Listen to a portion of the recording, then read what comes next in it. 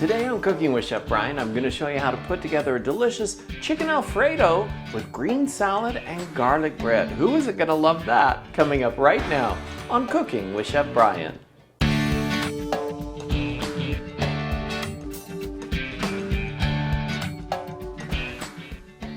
Welcome everybody to Cooking with Chef Bryan. I'm really excited to show you this delicious chicken Alfredo dish because honestly, who doesn't like chicken Alfredo? And the way I make my Alfredo sauce, oh, it's fattening and delicious.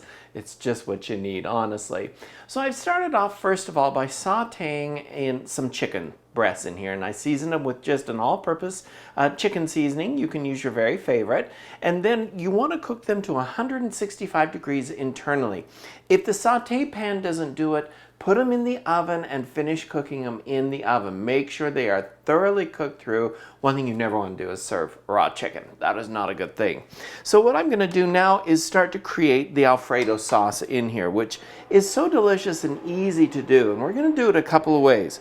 Now you can use, as I've said before, garlic in a jar. It's kind of funny, I get so much grief from some of my professional friends. They're like, oh, I can't believe you're using garlic in a jar. And then of course, you go into their kitchen and what do you see? Yeah, big jars of garlic, because nobody wants to chop up that garlic to do things like that. But I'm going to show you how to do it with just some garlic. So this is a head of garlic. When you get these at the store and you bring them home, what you do is just, here's the top where the leaves came up. You turn it over, root side up, and then you're just going to press down on it against the cutting board, and that will break it open. So very simple to do on that.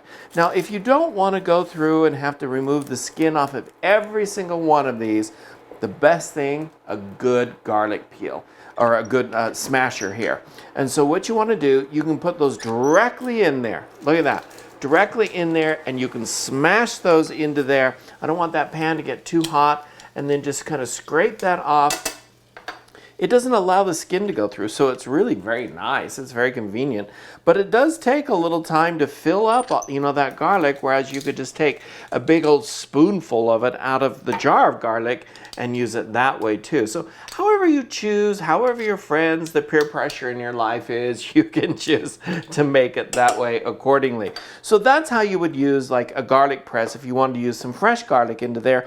Or you could take it and you can literally mince it all up if you want to. To do that, you place the garlic on your cutting surface, flat edge of your knife. You're going to take that and just give that a little smash, and then the skin will come off of it. And you would need to do that for all of the garlic and then mince it up itself. And so there's a lot of ways that you can remove that skin from the garlic. Those are just a couple. I've showed before on my daily TV show that you can actually put them between two different stainless steel bowls and then shake it, and that will help to remove the garlic skins as well. So it's really up to you. Lots of fun when it comes to garlic. You can do all sorts of things with it, and it's always delicious. That is for sure. So let's start this back up. Like I said, I didn't want it to get too hot while we were working with it. And to finish that off, I'm going to show you, yep, here comes the jar of garlic. I love it. Now see how easy that was? Waboom! Very easy to do. So however you choose, it's up to you. So now I have some oil already in the pan from the chicken. If you need to add some more, you certainly can. And I'm going to start to saute up that garlic, scraping the bottom of the pan to help remove some of that patina on there from the chicken that's cooking, because we want that flavor. And that's why I pan-seared the chicken breasts, because I wanted the flavor to be in the Alfredo sauce. Now there are a couple of different ways you can do Alfredo sauce. You can make a white sauce like you would for a gravy, so a roux with some milk in there, maybe a little chicken seasoning and Parmesan cheese, and that will help to create up the Alfredo sauce. One of the ways I love to do it, you may have guessed it, heavy cream. It is so delicious. So I'm going to add this into there and let this kind of reduce down a little bit. Now I do like to use heavy cream rather than half and half or just regular whipping cream. The reason for that is I want this to reduce, and by using heavy cream, it cuts down some of the time. There's not as much water in heavy cream. There's more fat. And so it's actually by nature thicker than just the other whipping creams. And so that's why I choose to use it. It's a time-saving thing for me, but you can use whatever you want. If you are using a half and half, that will need to boil a little bit longer because there's a higher water content in that. Why? Because it's half cream and half milk. Kind of goes without saying, half and half. So however you do it, get that boiling up there so that that reduces down a little bit, becomes a nice thicker sauce. Now don't try and boil it down too thick because we're going to add the pasta into there, and the pasta will help to thicken it also. So to that, I'm going to add some grated Parmesan cheese. And yes, I just buy it in a jar just like this. You can buy wedges of Parmesan cheese and grate it into here if you would like to. I'm going to use just some grated Parmesan cheese, which I love. I buy it at Costco. You can buy it, this is Parmesan Reggiano. You can buy it wherever you want to and use that, but it really adds to the flavor of this particular Alfredo sauce. When we come back, we're going to keep working on this here. Oh, it already smells so garlicly. There you go. There's a good word. Garlicly in the kitchen. It smells amazing. We're going to be making some fresh pasta, so don't go away. We'll keep working on it when we come back. As summer comes into full swing, it's time to fire up the grill and treat your family to a special outdoor meal featuring everyone's favorite Klondike brand potatoes. Enjoy preparing one of our many chef-inspired recipes from the web, or create your own backyard culinary masterpiece using varieties from the full line of Klondike potatoes. Visit KlondikeBrands.com today for hundreds of recipe ideas and make your summers sizzle with Klondike Brands. Welcome back, everybody, to Cooking with Chef Bryan. I'm showing you a really delicious dinner idea, chicken Alfredo with some homemade pastas, and we'll have these great rolls that we're going to be using here to make the garlic bread. Now, these are the Rhodes Bake and Serve, the warm and serve bread rolls here, the artisan French dough here. You can see it just says artisan French rolls. You buy them in the freezer section at your grocery store, very simple. And what you do if you want to just use them, you just take them out, put them on your baking sheet, pop them in the oven for about, 5-10 minutes. The package tells you how long to do it, to crisp them up so that they are perfect and delicious. So if you haven't tried the warm and serve rolls here, these are really awesome. They have the soft rolls, the artisan French rolls like this. They're pretty good. I always have a bag or two in my freezer because who knows when guests come over and I need some fresh bread like that. So what I've done is I've taken them, thawed them out, taken them directly from the package. I didn't pop them in the oven because I want to actually put them under the broiler in making our garlic bread. So to do that, put them on your cutting board and cut through them like that.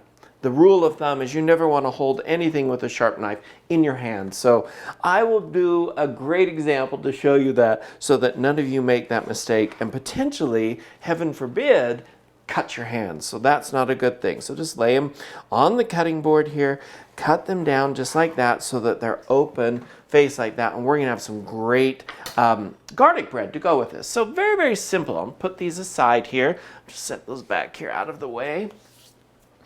And we've been actually using quite a bit of garlic today in different forms, from fresh garlic that I minced and showed you earlier, to garlic in a garlic press that I showed you how to do, to garlic in a jar. Now we're going to use another type of garlic, and it's a granulated powdered garlic, and so that's very simple to do. I'm going to take some butter here and just spread onto the halves of these French rolls. So very simple to do. You can also, to make garlic butter, you could take softened butter like this, put it in a food processor with 4, 5, 6 cloves, however garlicly you like it. And then you could just pulse that together and mix all of that together, and that will help to pull that garlic, mince it up, put it into the butter. So it's very, very simple to do. Garlic butter, but this is even, I think, a little more simpler, if that's such a word in the English language here. And let's just spread those on. Let's do 2 more here, because I'm going to show you another trick when it comes to making garlic bread that you may not have thought of, and it's really kind of cool. So once we get that on there, let's just take our granulated garlic here. Very good. And I'm just going to sprinkle that on top of each of these rolls. These smell really good when they're broiling too. It's going to bring all the family and friends around for this, they're going to think, ooh, you made fresh garlic bread. We're going to take this a little step further. I'm going to take some Italian seasoning, and I'm going to sprinkle that on top as well so that we have a little bit of just some Italian herb seasoning on there. And here comes the trick that you may not have thought about before when you're doing garlic bread, especially if you're using dried herbs. You got to get another layer of fat on there. Otherwise, the herbs will burn under the broiler itself. So just take your vegetable spray, pull it up far away so the aerosol doesn't push those herbs away. Just give each one a little spritz there of oil so that those dried herbs on there have a nice coating of oil on there. And so that's important. Otherwise, they could really burn easily when they're under the broiler. Now, another thing is, I'm going to put this into the broiler here in just a second. I'm going to put this up here out of the way because I wanted to show you the pasta that we made earlier. So this is really delicious here, freshly made pasta. Now, I actually did this in a machine to where I measure out the flour. It has an egg, it has water in it, it has some salt in it, and I add it into the machine itself. And then I added in some Italian herbs into the pasta as well. And then you just push start on this machine and it starts to mix it. And then after it's finished mixing it, it will actually extrude it out of the dye that you have in the machine. Now I had a fettuccine noodle in there. You can use this machine that I have, comes with many, many dyes, so you can make fresh pasta for about any occasion you want. After it's made, then you're going to take it, put it right into a boiling pot of water, cook it for about 5 to 8 minutes or until the noodles are tender. And so it's a very simple way, and they're ready to go here and to mix in with our Alfredo sauce that is looking amazing. Now I let this sit here just a little bit so it would help to thicken up. And while I stir this, how do I know when it's done? I actually will drag the spoon through it across the bottom of the pan, and you should begin to see kind of a little trail as you're doing that, so you see the bottom of the pan. That way you know it is reduced down enough so that it is ready to add the pasta to it. So easy to make there. When we come back, it's the green salad as we work to finish up this delicious chicken Alfredo dish.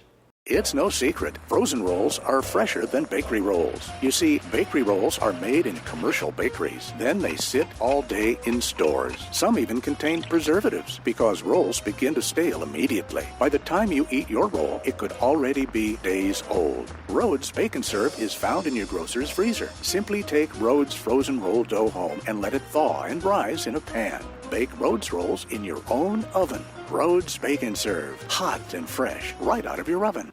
Welcome back, everybody. We're working on a really delicious chicken fettuccine Alfredo dish here. I've shown you how to grill up the chicken. If you need to, you can finish it off in the oven. We've been working on the garlic bread, which is behind me now. It's out from under the broiler. It's ready to go. The one thing about the broiler, never, ever, ever walk out of the kitchen with something under the broiler because, boom, just like that, it will burn. So be very, very careful with that. And also we have the delicious Alfredo sauce that is ready to go here. So all I need to do is to add in the cooked noodles into this and just toss it together, and it's ready to go. It has the garlic, it already has the Parmesan in there, which is very salty, so I haven't added any salt to it. It tastes great. I want to work on a green salad. Now when I do salads with pasta, I love to use iceberg lettuce. So I've washed up this iceberg head of lettuce here. It's ready to go. Just dump out that excess water there. And I'm just going to cut it in half here. Now a lot of people will take it and smash that down to actually remove that stem there. You can do that if you want. I just find it actually smashes or just kind of bruises the lettuce, if you want to think of it that way.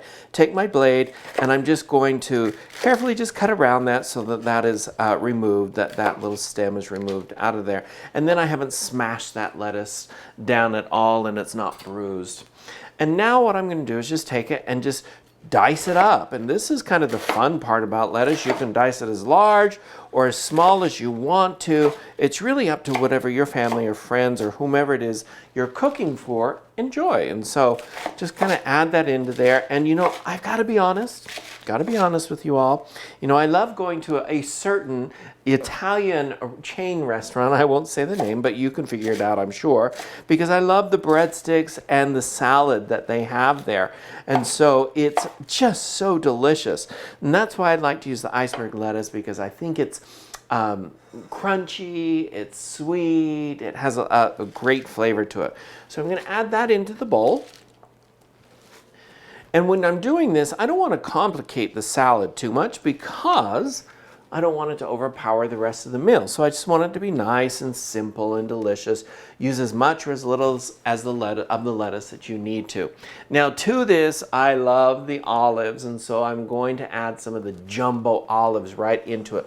So just kind of sprinkle those over. And if you're like me, I love olives. So I'm going to put the whole can in there. I think they're really delicious. You can make a choice now if you want to. I'm using little grape tomatoes because they were on sale at the grocery store. But if they're not on sale, I recommend just getting some Roma tomatoes and dicing, just chopping them up. So very, very simple salad to put together.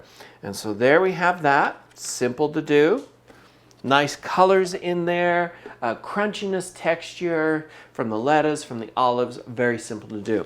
This is a little bit of Parmesan cheese. So we're just kind of connecting everything together. I'm going to add some Parmesan cheese in there.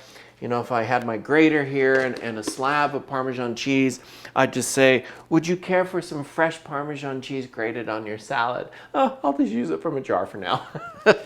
Now, once we get that into there, of course, I do love the dressing, and I will buy that particular chain Italian restaurant dressing in the grocery store, which I'm sure you've figured out by now who it is.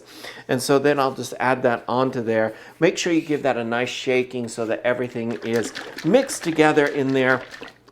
And then toss the salad with the dressing beforehand so that when you serve it, it's already dressed. Now, the only thing about that, if you're going to do it that way, you have to be very careful, because if you have any extended period of time of the dressing, it will wilt. And so you want to dress that salad right before service, and then it'll stay the nicest and freshest that it is. So I'm just going to pour that dressing right over the top of that, just like that. I'll get some tongs and I'll toss that up here in just a minute so that everything is nice and coated. So it's ready to go now, our salad.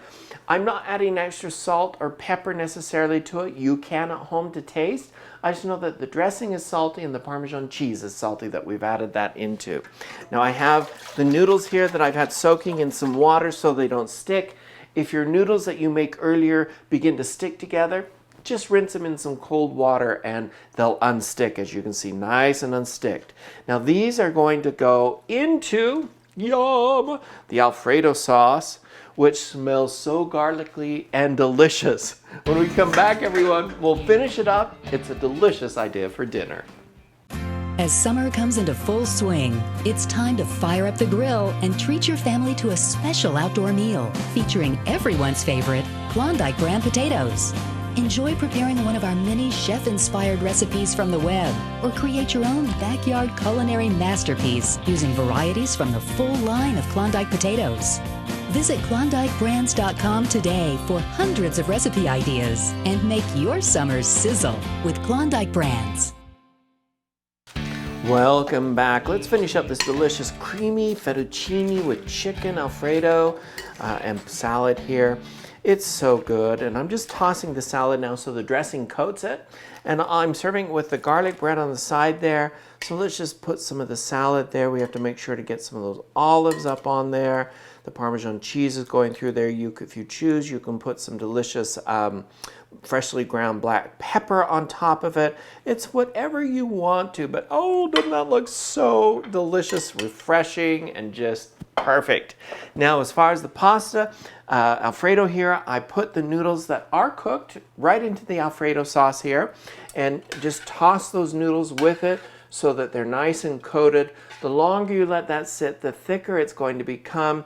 If you need to actually cut it with a little bit of extra cream, or you can add a little bit of milk at this point if you wanted to actually cut that so that it's not so thick if it's really thick. So let's just add this onto there. One more slice there, or one more scoop, I should say. It looks so good. Can't have that dripping on the edge of the plate when we serve it. Now the chicken breast here I already have done. We cooked those earlier. I showed you how to saute them in the pan, and it's the same pan that we did the Alfredo sauce in because I wanted that chicken flavor from the chicken breast that we cooked in the pan, that patina that's on there, that nice caramelized and delicious flavors. And so that's important.